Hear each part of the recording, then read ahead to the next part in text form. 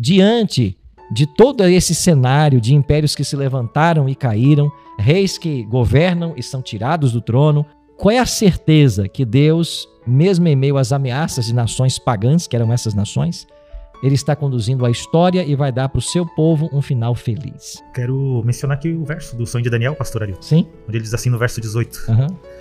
Mas os santos do Altíssimo receberão o reino e possuirão para todo sempre, de eternidade em eternidade. Então, a garantia que a gente tem aqui é que o reino de Deus será estabelecido quando tudo isso passar, né? A gente viu nas profecias de hoje dos animais, o reino de Roma é o último. Durou até 476, porque a partir dali será uma nova fase. E que nós estamos vivendo até hoje, que nós vamos ver no próximo estudo. Mas a garantia está lá na frente, que Deus vai estabelecer o reino dele e nós vamos herdar essas promessas, né? A eternidade, a felicidade, né? E não passaremos mais por momentos, né, que nós já vimos na história e que estamos passando hoje também. Olá, meus amigos e irmãos, a graça e a paz do Senhor Jesus. Quem são os 4 animais do capítulo 7 do livro de Daniel? No vídeo de hoje nós teremos um estudo profético com o pastor Arilton Oliveira e os seus amigos pastores, e nós iremos entender quem são esses 4 animais que o profeta Daniel falou. Para que nós possamos entender quem são esses 4 animais, além da Bíblia, nós iremos estudar um pouco de história a respeito do povo de Deus. Por isso é importante que você esteja com a sua Bíblia em mãos e também preste bastante atenção nesse vídeo e assista ele até o final, para que assim você possa estar aprendendo e entendendo mais a respeito sobre quem são esses 4 animais que falou o profeta Daniel. Se você é novo por aqui e ainda não é inscrito no canal, gostaria de te convidar a se inscrever no canal. E se você gosta desse tipo de conteúdo, então peço que você deixe o seu like no vídeo e também compartilhe essa mensagem com mais pessoas. Fazendo isso, você estará ajudando esse ministério a crescer cada vez mais. Que Jesus te abençoe e te guarde, e fique agora com o vídeo. Muito obrigado, pastor Paulo. Vamos então ao nosso estudo. Pegue a sua revista, você que não tem ainda pode solicitá-la. O capítulo 8 da revista trata do tema 4 animais estranhos, e é isso que nós hoje vamos estudar. Bom, vamos começar então aqui com o pastor Ivan. Pastor Ivan, quando é que aconteceu esse sonho? Daniel teve mais um sonho, né? Aliás, antes quem tivera o sonho foi o rei Nabucodonosor, né? Ele teve um sonho no capítulo 2, depois sonhou no capítulo 4 com uma árvore, né? Foram 2 sonhos, mas agora no capítulo 7 quem sonha é o profeta Daniel. O que sonho ele teve e quando se deu esse sonho? Interessante, pastor Arilton, que aqui Daniel recebe este sonho. E a Bíblia vai falar no capítulo 7 de Daniel, do verso 1 em diante, e era o primeiro ano de Belsazzar, né? Esse rei Belsazzar, ele era neto de Nabucodonosor. E aqui, por volta do ano 550 a.C., que vem esse sonho, e Daniel, ele fica tão espantado relacionado a esse sonho, que ele anota aquilo que ele havia sonhado, e ele sonhou 4 animais. E um animal diferente do outro, que nós conversaremos aqui daqui a pouco, mas isso causou nele algo de muito interesse, né? E esses animais, eles têm relação com o capítulo 2 de Daniel. Então nós entramos aqui no capítulo 7 numa parte profética, né? Até Daniel 6 uma parte histórica, tirando o capítulo 2, que o capítulo 2 é profético, e agora nós entramos numa metade profética do livro, né? Então Daniel começa a ver isso e tem uma relação entre esses 2 sonhos que nós abordaremos aqui, mas isso foi por volta de 550 a.C. que ele vê esses 4 animais, e um que mais saltou aos olhos dele é o último, né? O 4º animal, que foi aquele que ele não conseguiu nem identificar, né? Que nós veremos aqui. Você falou que esse sonho aconteceu no primeiro ano do rei Belsazzar, certo? Que ele era Sim. neto de Nabucodonosor. Nós estudamos no capítulo 5 a queda de Babilônia, que foi até o nosso último estudo. Quer dizer então que os capítulos de Daniel não estão dispostos na ordem cronológica? Não, eles não são cronológicos, né? Nós vimos ali no capítulo 5, né? Você vê até a morte de Belsazzar, e aí depois agora parece que está vivo de novo, né? Então o capítulo 7 ele está relacionado a antes, né? Obviamente antes da morte de Belsazzar. Então não é um livro que os capítulos se encontram em ordem cronológica, né? Algumas coisas são em ordem cronológica, mas outras partes não. Olha que interessante, né? Talvez eles respeitaram mais a questão das histórias e profecias, fazendo essa clara divisão, do que pensando na cronologia, né? Sim, provavelmente foi isso. Ele já tinha aqui 73 anos de idade, mais ou menos, Daniel nessa época. Então, isso foi seguindo essa questão, não cronológica, mas de importância para a história, né? Para a compreensão do livro. Tá bom, pastor Estina falou que Daniel viu 4 animais em seu sonho. Vamos então entender. Animais em profecia bíblica, pastor Miqueias, o que significa? Porque estamos falando de símbolos proféticos. E esses animais, o que eles representam? Como que a gente pode ajudar o amigo ouvinte, quem está nos acompanhando pela internet, a entender esse simbolismo profético? Primeiro eu diria, pastor, que é importante nós entendermos que assim, Deus ele age de uma forma que as coisas fiquem claras, né? Então a gente acredita que tanto a revelação é progressiva, assim como a compreensão dela. E aí a gente tem aqui esses animais, que é uma amplificação daquilo que já foi dado antes, né? Da estátua e tudo mais. E assim como a gente entendeu que na estátua cada parte simbolizava um reino, né? Aqui não é diferente, porque os animais também representam reis dessa terra, né? E a gente tem esses 4 animais que é a representação de reinos. Tem até um texto, né? Não sei quem podia ler para a gente aí. Acho Daniel que foi o 7:17, não foi? 7:17. Que vai falar justamente a respeito disso, né? Vai dar a interpretação. Esses 4 grandes animais, ou esses grandes animais que são 4 reis que se levantarão da terra. Ou seja, então está falando então de acontecimentos futuros ainda, né? Então seriam reis que se levantariam. Se nós buscarmos compreender o capítulo 7 como um aprofundamento do capítulo 2, a gente pode chegar à conclusão de que a profecia ela é uma verdade que se amplia, né? E serão dados detalhes no capítulo 7 que nós não tivemos no capítulo 2. Está curioso por saber quem são esses animais? Então vamos agora perguntar para os nossos pastores quem são ou o que representam esses animais, que reis eles representam. Começando pelo pastor Paulo. Pastor Paulo Ricardo, como era o primeiro animal? Qual é a descrição que a Bíblia faz desse primeiro animal e quem então ele representa? O primeiro animal, pastor Arilton, que Daniel enxergou ali no seu sonho, foi um leão. E esse leão tem uns detalhes interessantes aqui, que na Bíblia diz que ele tinha asas, como de águia, Se né? quiserem ler o texto, fique à vontade. O pessoal de casa está com Bíblia também acompanhando. Sim, aqui tá? no verso 4, o primeiro era como leão e tinha asas de águia. Enquanto eu olhava, foram-lhe arrancadas as asas, foi levantado da terra e posto em 2 pés como homem. E lhe foi dada a mente de homem. Então está aqui associado justamente àquela parte da estátua de ouro, a cabeça, que já era também identificada como a Babilônia, conforme Daniel revelou ali para o rei Nabucodonosor. No capítulo 2 nós vimos isso, não foi? Exatamente. Então aqui a gente vê uma ampliação, né, da visão e detalhes até com respeito ao próprio rei Nabucodonosor, né? No capítulo 4, quando ele tem aquele sonho e depois se cumpre na vida dele, que ele se torna como um animal, tem aquela doença, né, por 7 anos. Aqui no aspecto do leão, desse animal, ele tem as asas cortadas e é levantado como homem, representando também aquela fase em que Nabucodonosor se ergueu de novo, né? E voltou para o trono, né? Voltou para o trono e o reino permaneceu ali. E isso na história, né, a gente vê que a Babilônia durou de 605 a 539 antes de Cristo. Então esse foi o período do reino de Babilônia representado por esse animal. Quanto vai dar isso? Quantos anos vão dar? De 605 a 539, pelo menos uns 66 anos. 66. Parece-nos que Nabucodonosor foi mais por 42 anos, ele esteve no trono, né? E depois vieram sucessores. Deixa eu lançar uma pergunta aqui na nossa mesa para vocês. Naquele tempo a gente vivia os impérios tentando derrubar outros impérios. Sempre havia uma nação que ameaçava quem estava no poder. Por que durante 7 anos que o rei do maior império está pastando como um animal, ninguém atacou Babilônia, não ousou? Vocês têm uma pista para a gente de o que seria isso? Pastor, o que vocês imaginam? Porque a Bíblia não fala disso, né? A Bíblia não mostra por quê, né? A gente vê que é uma profecia muito precisa, né? Porque tem datas, né? Então, possivelmente, para que não ultrapassasse, né? Deus às vezes tem tolerância também, né? Em relação a nós também, mas acho que não tinha cumprido ainda tudo, precisaria acontecer algumas coisas. Eu acho que é de se pensar de que isso também pode ser contado, né? De que Deus não só deu uma visão, mas ele também tinha os períodos que iam acontecer dentro do seu tempo, né? Até porque depois a gente vai entender na profecia a importância dessas datas, né? E com uma visão humana, para você conquistar um reino tão forte, é necessário uma estratégia muito bem elaborada. Então, mesmo que Nabucodonosor não estivesse no poder daquele jeito, havia medo das outras nações, né?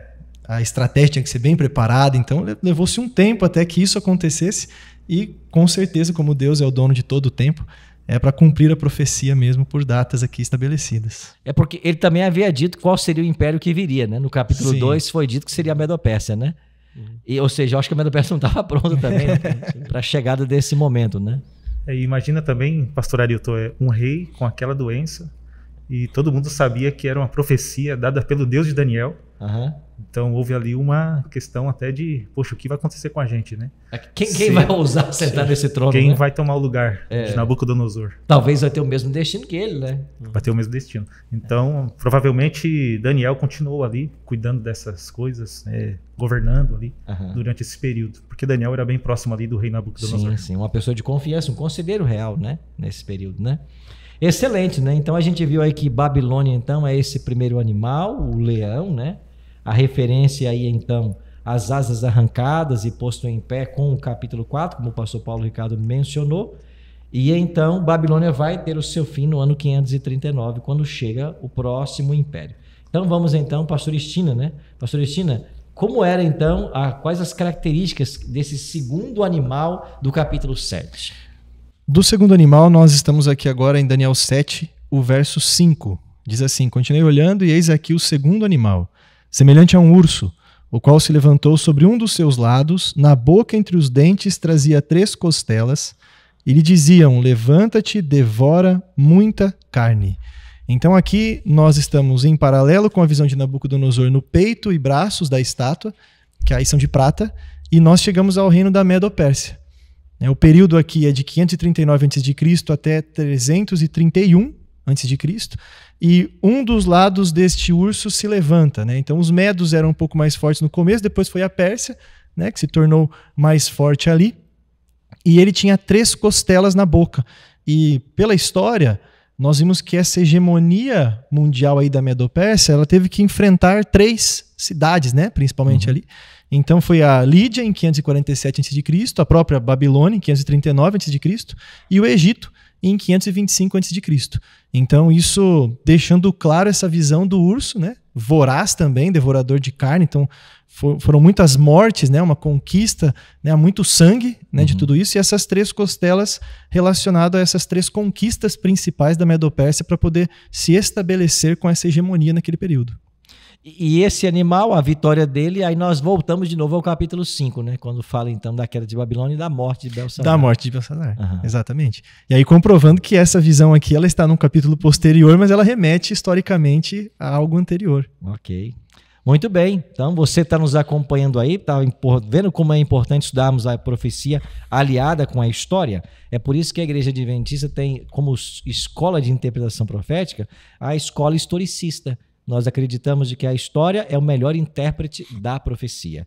Porque detalhes que a gente nunca poderia saber, a gente descobre com base naquilo que a história tem revelado. Pastor Miqueias, vamos então para o terceiro animal. Já vimos aqui um leão alado, que tem as asas arrancadas, mas depois é colocado em pé como homem. Agora vimos esse segundo animal, que é um urso, as costelas, etc. E como era o terceiro animal e o que ele representa? Pastor, só para a gente ler o texto aqui, ó, você que está assistindo pode acompanhar aí. Capítulo 7, verso 6 diz assim: depois disso continuei olhando, e eis que apareceu um outro animal, semelhante a um leopardo. Tinha nas costas 4 asas e 4 cabeças, e foi-lhe dado domínio. Então, esse é o texto, né, que vai descrever o terceiro animal. E se a gente perceber aqui, de todos esses animais, a gente tem coisa feia aqui, né? Tem um assombroso, mas o que é mais veloz é esse. E é interessante, eu acho, esse detalhe, porque, como você colocou bem no começo, né? Por que não invadiram a Babilônia naquela hora que estava tão vulnerável, né? E a gente vê o tempo, mas esse não, a gente vê que acontece rápido, né? Esse que invade o Medo-Pérsia, que agora a gente vê nesse terceiro animal, né? A representação de um reino também, que é a Grécia. Agora é a Grécia. É a Grécia, surge, né? então. Que aí vai de 331 até 168. É que vai dar mais ou menos aí 163 anos, né? É o período do reino. E aí você tem a grande figura, né? Do tão conhecido Alexandre o Grande, né? Alexandre Grande. E aí você tem esse leopardo com asas. O leopardo, por natureza, ele já é veloz, né? Agora coloque asas, né? Fica mais veloz ainda. 4 né? asas. Né? 4 asas. Turbina o animal. Turbina, né? Então, você, além das asas, você também agora tem O que é adicionado são 4 cabeças, aí torna mais assustador. Então não é só uma questão de velocidade, rapidez, mas também é assustador, né? 4 cabeças. E aí a gente tem o significado.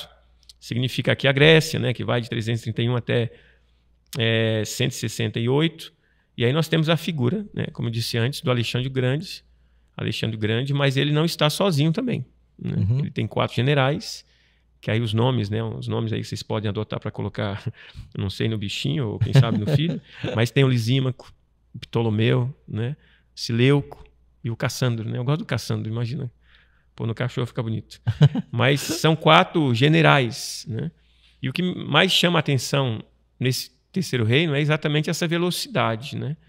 Essa conquista tão rápida. Aí você tem a figura de Alexandre o Grande, que em 12 anos, né, conquista tudo o que precisava ser conquistado, numa idade de 33 anos, né? Então esse nosso terceiro animal, ele tem essas características, né? Interessante que Alexandre conquistou o mundo de tal maneira que até hoje, né, o mundo ocidental é completamente influenciado pelo pensamento grego, né? Então, o movimento do helenismo, né, como é chamada a cultura grega, né, a disseminação dessa cultura, tomou conta do mundo ocidental, não apenas no pensamento, mas também na linguagem, né? Sim. Várias palavras que nós temos no cotidiano hoje. Os filósofos, inclusive, tem uma frase de filósofo que diz que pensamos o que pensamos porque os gregos pensaram o que pensaram, né? Então a influência é muito grande até hoje. E na nossa linguagem, né? Você leva uma criança ao pediatra, né? Você vai no oftalmologista, todas as palavras gregas, né? Isso mostra quão influente foi o reino de Alexandre, né? Então, as 4 asas falam da velocidade com que a Grécia dominaria. E as cabeças, então, seriam os 4 generais. Bom, avançando, então, vamos para o próximo animal, que é um animal curioso, né? Pastor Paulo Ricardo, como é que era esse 4º animal da profecia? O verso 7 diz assim: Depois disto, eu continuava olhando nas visões da noite, e eis aqui o 4º animal, terrível, espantoso e sobremodo forte, o qual tinha grandes dentes de ferro. Ele devorava e fazia em pedaços, e pisava aos pés o que sobejava. Era diferente de todos os animais que apareceram antes dele, e tinha 10 chifres. Aqui, pastor, a gente vê agora um animal que não tem uma referência, né? Interessante, né? Daniel, ele define assim de forma. Nenhum animal parecido com esse 4º aqui, terrível, né? E espantoso. Né? Os dentes de ferro aqui mencionados liga justamente com a parte de ferro da estátua, que eram as pernas. Ah, é verdade. E ali está representado o reino de Roma. Veio quebrando tudo, né? Na força, representada pelo ferro. Isso foi 168 a.C. e perdurou até 476 depois de Cristo. O reino de Roma. Então, representado aqui por esse animal terrível e espantoso pela força com que ela conquistou todos os reinos, né? Principalmente no Ocidente. Então, Roma é esse animal terrível e espantoso, certo? Agora, esses 10 chifres desse animal, o que seriam esses 10 chifres? Na estátua, a gente também tem ali aquela parte mencionada dos 10 dedos da estátua. Né? E até mesmo o ferro, e agora entra um outro ingrediente ali, uma outra matéria-prima, né? Que é o barro. Ferro misturado com barro. E os 10 dedos ali representando 10 povos que agora tentam tomar o poder. Então, os 10 chifres também simbolizam esses 10 povos, né? Na qual se levantam e divide todo o reino de Roma ali, e onde também surgem as primeiras nações europeias, né? Ali que nós conhecemos hoje, ali, que é a Europa, os principais países da Europa.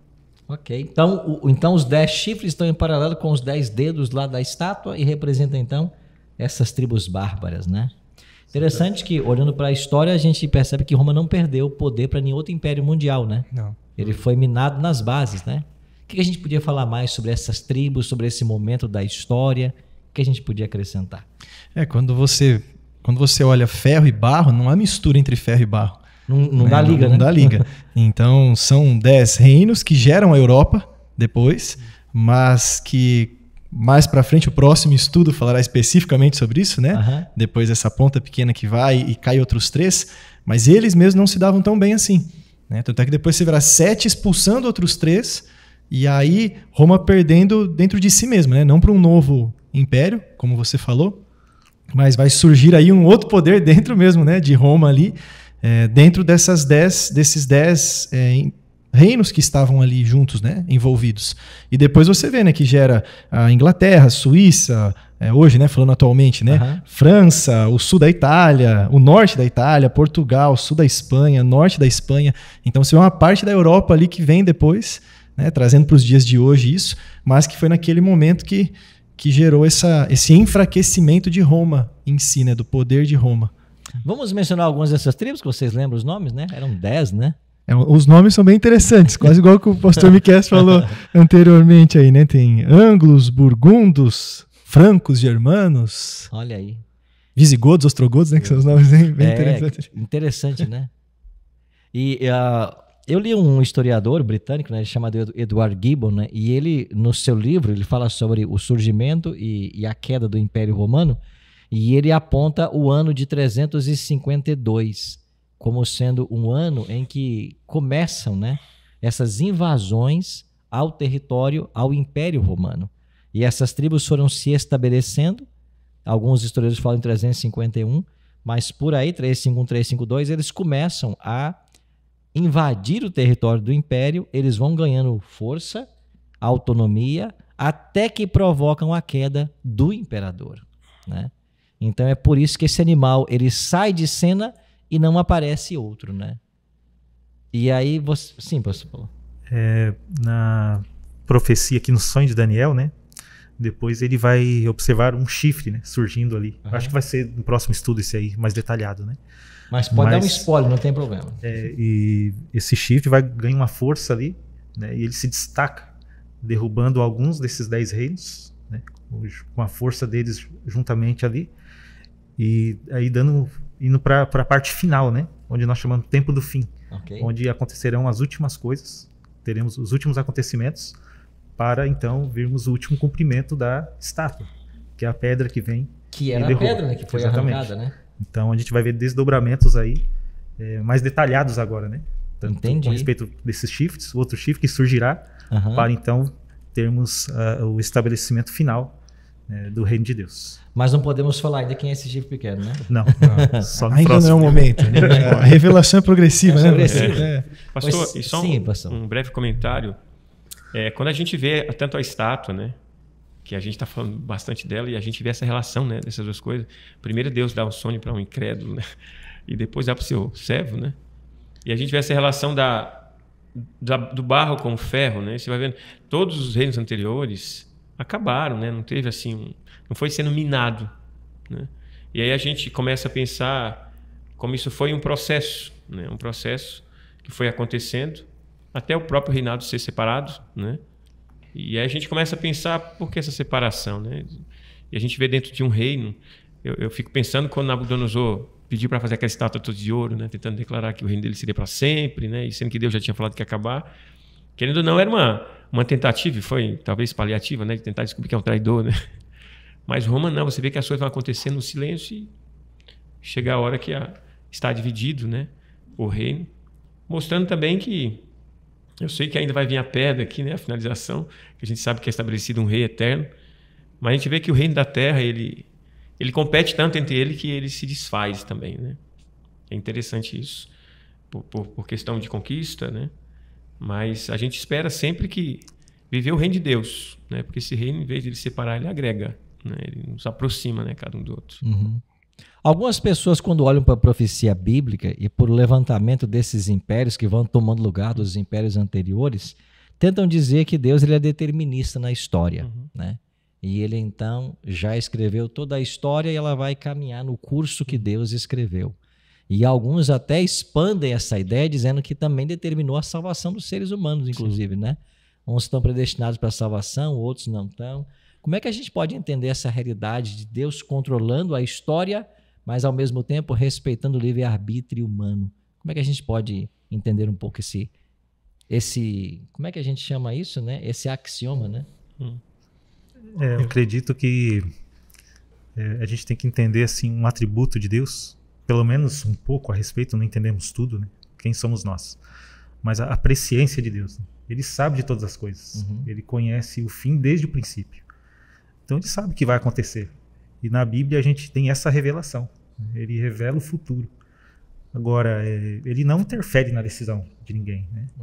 Ele não obriga ninguém a aceitar ou a rejeitar, mas ele revela o fim desde o princípio. Ele conhece o fim desde o princípio.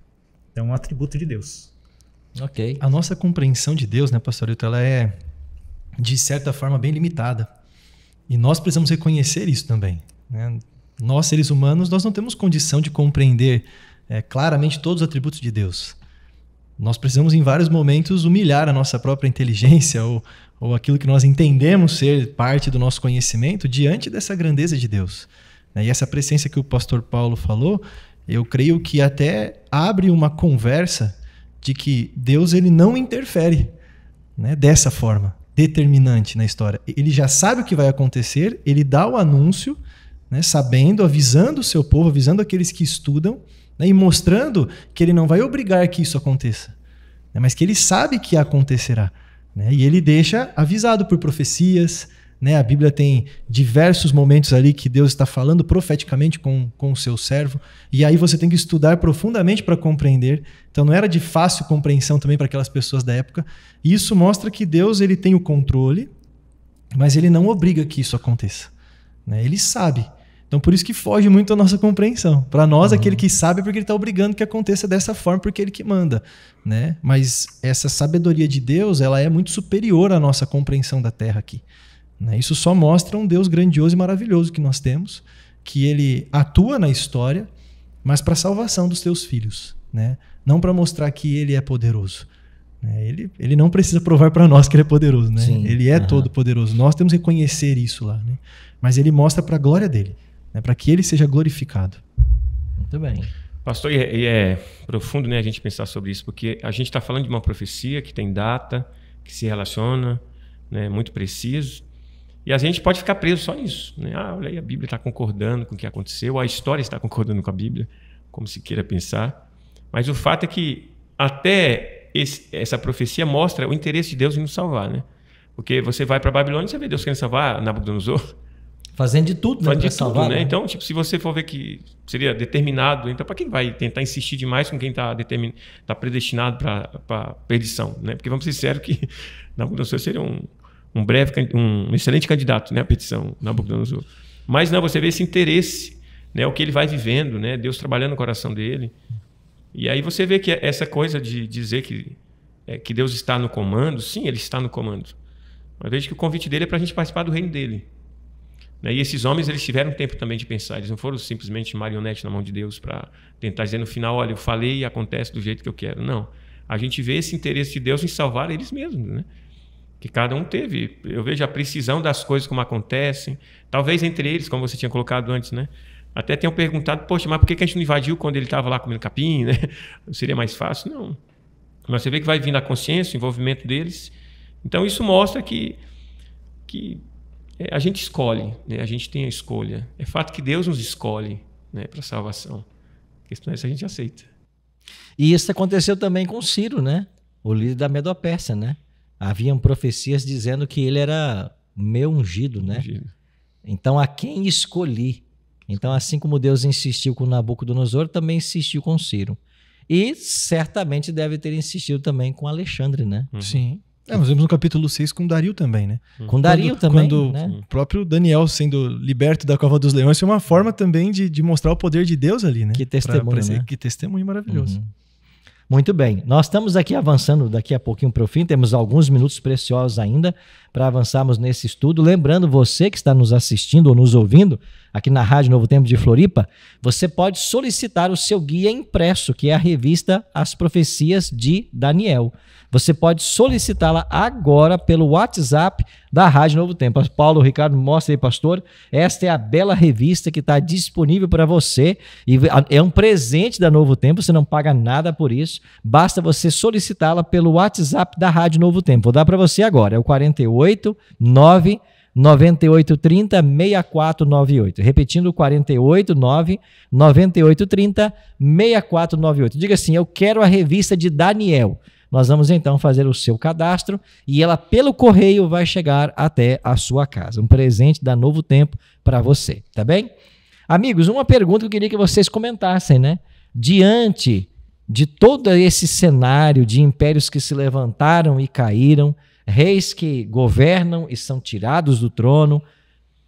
Qual é a certeza que Deus, mesmo em meio às ameaças de nações pagãs, que eram essas nações, Ele está conduzindo a história e vai dar para o seu povo um final feliz? Que conclusão a gente pode chegar nessa questão? Quero mencionar aqui o verso do sonho de Daniel, pastor Arilton. Sim. Onde ele diz assim no verso 18. Uhum.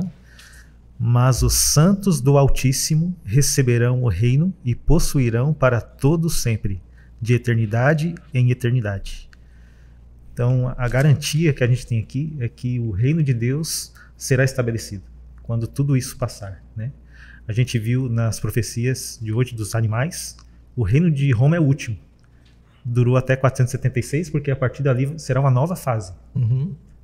E que nós estamos vivendo até hoje, que nós vamos ver no próximo estudo. Mas a garantia está lá na frente, que Deus vai estabelecer o reino dele e nós vamos herdar essas promessas, né? A eternidade, a felicidade, né? E não passaremos mais por momentos, né, que nós já vimos na história e que estamos passando hoje também no mundo. Ok. E é interessante, pastor, porque quando a gente pega o livro de Daniel, né, começa a estudar ali, tem não só um relato da história, mas tem muitas histórias. Tipo, você pega o próprio Daniel, a perseguição que ele sofre e tudo mais, e Deus está com ele. Então ele está em meio a isso, né? Ele não está participando em promover o reino dessa terra, mas ele está ali como um protagonista do céu, né? E você vê assim, na pessoa de Daniel, eu vejo para Daniel, Sadraque, Mesaque e Abednego, e eu acho que a gente tem que se enxergar neles, né? Porque eles estavam em meio a tudo isso. Mas eles mantiveram a sua fidelidade a Deus e Deus foi fiel a eles, né? Protegendo, guardando. E eu não acho que seja diferente hoje, porque a gente às vezes desiste, a gente acha, não, mas está tudo acabado. E as coisas realmente, a Bíblia diz que vão acabar nessa terra, mas Deus continua, né? Deus tem promessas a se cumprir em nossa vida ainda. Então eu acho que a grande garantia é a gente não se voltar só a esses reinos, né? O que aconteceu a cada um deles, mas a esses jovens hebreus que estavam ali dentro, os filhos de Deus estavam ali, e eles poderiam, quem sabe, entrar em depressão e pensar, poxa, estamos largados aqui, né? Porque afinal foram roubados, né? Levados à força, sem ter pedido isso, mas eu sempre penso também nesse aspecto, que alguém pode estar vendo, Deus manipulou, né? Mas eu acho que quando nós decidimos viver a vida com Cristo, a gente é meio que a ponta da lança. Nós temos que ir, né? Deus estará conosco, né? E eu vejo que essa forma que Ele atua, né? Proteger seus filhos, lhe garantindo vida e a proteção, e a manifestação também através deles, né? Porque Ele se manifestou. Acho que isso tem que trazer ao nosso coração o conforto e a segurança de que, assim como foi no passado, né? Como diz Ellen White, né? Ela disse, nós olharmos para trás, vemos como Deus conduziu a vida, não há do que ter medo do futuro, né? Pastorito, eu vejo aqui também para os amigos que estão nos acompanhando, nós estamos conversando aqui sobre reinos que passaram e que foram anunciados profeticamente e tudo se cumpriu, conforme a vontade de Deus. Aí nós olhamos lá para o capítulo 2 de Daniel, para a estátua, e no sonho vem uma pedra, né, que ali rompia todo esse reino, destruía a estátua para um novo reino começar, e esse seria eterno. Aqui, Deus também deixou para Daniel a promessa. O pastor Paulo já leu, e no verso 27 do capítulo 7 também diz, o reino e o domínio e a majestade dos reinos debaixo de todo o céu serão dados ao povo dos santos do Altíssimo. O seu reino será reino eterno, e todos os domínios os servirão e lhe obedecerão. Então, olha que privilégio que nós temos de conhecer a história relacionada à Bíblia, por isso que é importante estudar a Bíblia e a história, e a profecia final de que o reino de Deus será eterno e dominará para sempre. Então, até agora tudo se cumpriu, né? Isso só fortalece a nossa fé de que a volta de Cristo, o cumprimento desse reino eterno, está muito perto de acontecer. É uma esperança que Deus deixou para nós. Então, hoje, nós temos essa alegria de poder, ao estudar a Bíblia, receber essa esperança de que um dia o reino de Deus será estabelecido. Ou seja, nesse aspecto parece então ter mais fé hoje do que nos dias de Daniel, quando essas coisas não haviam acontecido ainda, né? Se olharmos por revelação, sim. Daniel ele teve que guardar isso. O verso 28 fala isso, né? Ele teve que guardar essas coisas no coração, né? De tudo que ele recebeu. Não podia contar ou falar tanta coisa assim, né? Hoje nós temos a revelação de tudo isso. Então ele confiou no relacionamento íntimo que ele tinha com Deus, e o nosso papel hoje também é confiar e ter um relacionamento íntimo com esse mesmo Deus, né? E é interessante, pastor, que o senhor colocou, porque assim, a gente pode entrar em outro assunto aqui, outra discussão, mas assim, nós temos muito mais evidências hoje, né? Mas pode ser que a gente esteja procurando só evidências. Uhum. E Daniel não. Daniel, ele não tinha tudo, mas você vê a relação dele com Deus é tão grande que ele fala, tá bom, ele entra em desespero, né? É igual aquele clamor também que ele fala, né? Até quando, Senhor? Isso aqui vai continuar, né? E Deus, calma. Então, eu vejo hoje mais evidências, do meu ponto de vista, e menos fé. E na época de Daniel, pouca evidência, mas muita fé. É verdade. Pode ser até uma acomodação, né, pelas evidências. Assim. Uhum. Então é buscar essa comunhão com Deus fortalecida pelas evidências. Aí eu acho que tem um conjunto muito bom para essa caminhada. Podemos dizer, pastor Hélio, que hoje nós somos mais privilegiados. Temos tudo em mãos, a gente viu a história, né, tudo se cumprindo. E falta pouco, né? Agora está faltando os finalmente, né? Para a gente herdar as promessas de Deus. Alguém me disse outro dia, pastor, nós já estamos nas pontas das unhas dos dedos. Provavelmente. Não é? Ou seja, né, tudo foi passado na estátua, agora também nos animais. Mas olha, o nosso estudo continua e você percebeu que esse quarto animal, terrível e espantoso, esse quarto animal não foi revelado. Tinha um chifre, né, que vai surgir desse quarto animal ainda, e nós vamos avançar com esse conhecimento no próximo estudo e você não pode perder. Mais uma vez, quero dar para você o telefone, o WhatsApp, para você solicitar a sua revista, que é o 489-9830-6498. Repetindo, 489-9830-6498. Nós temos agora aí uns 9 minutinhos para encerrarmos o estudo de hoje, mas eu queria perguntar a vocês, né, um por um, que você desse aí a sua avaliação do estudo de hoje, a sua conclusão, para as pessoas que viviam nos dias de Daniel e para nós que vivemos hoje, essa diferença do que já aconteceu e do que não havia acontecido, mas essa questão de que o reino será dado aos santos do Altíssimo, isso, a profecia tem que nos ajudar nessa compreensão, né? Porque quem são esses santos do Altíssimo na realidade? É o povo de Deus, né? Aqueles que acreditam na palavra, que estudam, que se preparam, né? E aqui em Daniel 7 fala sobre um juízo que virá, né? Uhum. Deus vai trazer um juízo para tudo aquilo que está em oposição a Deus, tudo aquilo que fere o povo de Deus. Então, esse povo que confia na palavra, que estuda e que está atento a essas profecias, né? Esse povo ficará de pé, será mantido por Deus. Então, hoje nós podemos pertencer a esse povo santo do Altíssimo. Exatamente. Então, esse é um chamado especial para nós hoje, para a gente estar desse lado, para a gente atender essa palavra e colocar em prática tudo que nós estamos vendo aqui. Se você gostou do vídeo, não se esqueça de se inscrever no canal, deixar seu like e também compartilhar o vídeo. Que Jesus te abençoe e até a próxima.